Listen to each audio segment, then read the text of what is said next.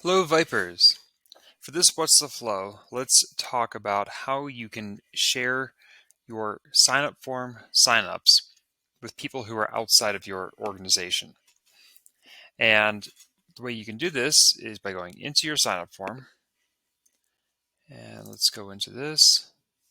You go to signups, and then there's a share signups link.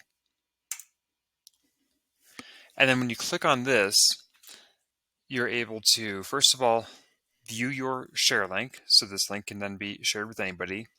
You can, like with so many links in VipeCloud, you can customize it.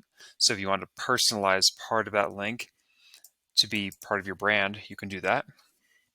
You got this button right here, which allows you to disable the link too. So these don't have to, once they're put out there into the world, that doesn't mean they have to be out there forever. You can always just toggle it off. And then also right here, let's say you ask a ton of questions on your sign up form. You can tidy things up and reduce how many columns display on the main page. And I'll show you in a second what that looks like. So just note here that the email and phone number is turned off, and I'll show you what that looks like. So we're going to go to this link, and here we go. So this is what your contacts will see that you shared this link with.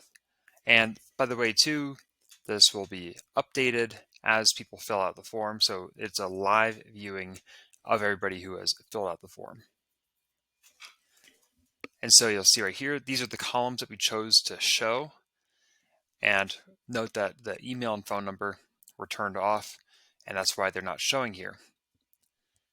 However, if somebody wants to look at all of the information that a person signed up, filled out, they can click on this right here. And now we're able to see all of this information that for this person who signed up, including their email and phone number. So I hope you find this helpful. Happy selling.